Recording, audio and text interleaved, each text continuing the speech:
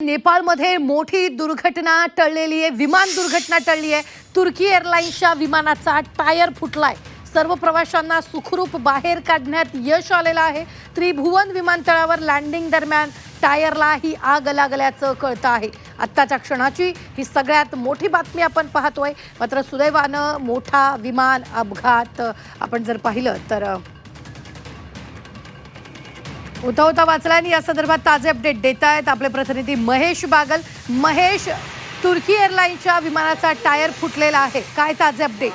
नक्कीच काठमांडू मधील त्रिभुवन एअरपोर्टवर एक घटना घडलेली आहे, ज्या ठिकाणी टर्किश एअरलाइन्स विमान ज्यावेळेस या विमानतळावर उतरलं होतं त्यावेळेस त्याच्या मागच्या चाकाला आग लागल्याचं निदर्शनास आल्यानंतर अचानक या ठिकाणी इमर्जन्सी जे धावपथक आहे ते त्या ठिकाणी आलं आणि त्यांनी या आगीवर नियंत्रण मिळवण्याचा प्रयत्न केला.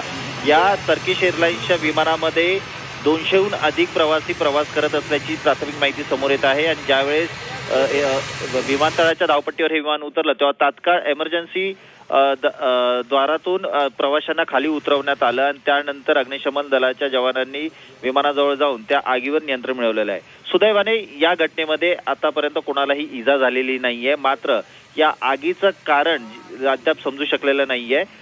या संदर्भात तेथील अधिकारी जे आहेत ते तपास करत आहेत. निश्चित धन्यवाद महेश ताजे अपडेट देण्यासाठी. आम्ही वेळोवेळी तुमच्याकडून या संदर्भातले ताजे अपडेट घेत राहणार. तुर्तास आपण पाहतोय त्रिभुवन विमानतळावर लँडिंग दरम्यान टायरला आग लागलेली आहे.